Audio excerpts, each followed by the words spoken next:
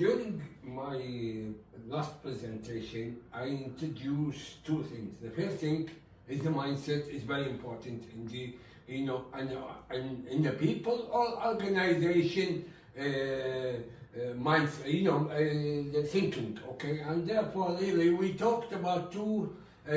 First, we introduced the mindset, if you remember, during the first presentation. We said behavior is not enough unless you have the mindset or the mental power that enable you to do that behavior. You will not be able to do the behavior itself. Okay, and then after that we talk about the type of behavior or the type of the mindset, and we said that there are the obstacle mindset which works on you yourself, but really not within the team. Right, and you may achieve something, however, this is not sustainable. You may, you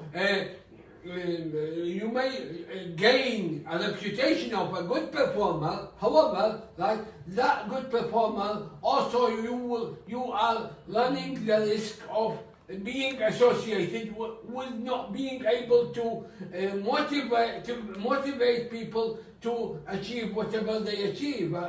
Even though you are a good achiever, however, the people who work with you have a problem. Okay, and therefore, really, these are what we call the obscure behavior, right? And we also talk about the discernible behavior, or the mindset, and that one is what get you the achievement of the of the excellence. If you remember, we talk about the excellence being the relationship between the control versus the commitment, and the diagonal line that goes between them is what we call the the excellence. And so really, to achieve that, you've got to have the discernible mindset that enable you to do that. All right. However, so let's test these ones, the obstacle mindset and discernible mindset at work, okay? So now, obscure mindset at work, right? I call the actual organization, but it can be organization, and it can be, a person himself, okay? Everybody, whether me as a person or as an organization, right? There are 4 stakeholders related to that.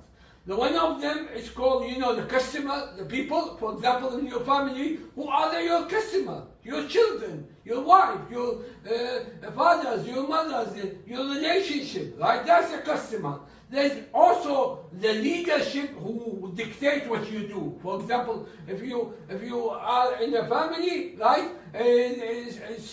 There are some people can be like a leadership to you, and therefore you dictate to do whatever you do. For the organization, right? The boss is the leadership, right?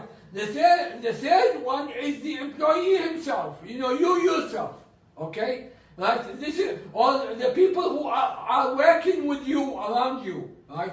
And these are another one of the stakeholders, as well as the your associate, your partners who enable you to do the job, okay? So really, in the obscure mindset at work, right? You do what you do at work is to assure, right, the organization or yourself only, right, interest. And this is not a very good approach. Why? Because really you are ignoring your customers, you are ignoring the leadership, right? You are ignoring the employee as well as the partners, right, or the associates, and therefore really you will find yourself struggling to achieve whatever you achieve. The reason why, because you are only interested in that circle, not in the other stakeholders. The second one, which is very important, and this is what we need at work, is the discernible mindset at work. right? And how does it work, right? It works in the same way, right? However, you work on the interest of the stakeholders. For example, to keep your customer, it's not good for you to sell them at one time, and then after that, it doesn't matter whether they come back or not, right? This is very important to make sure that really your customers are satisfied to come back again, right?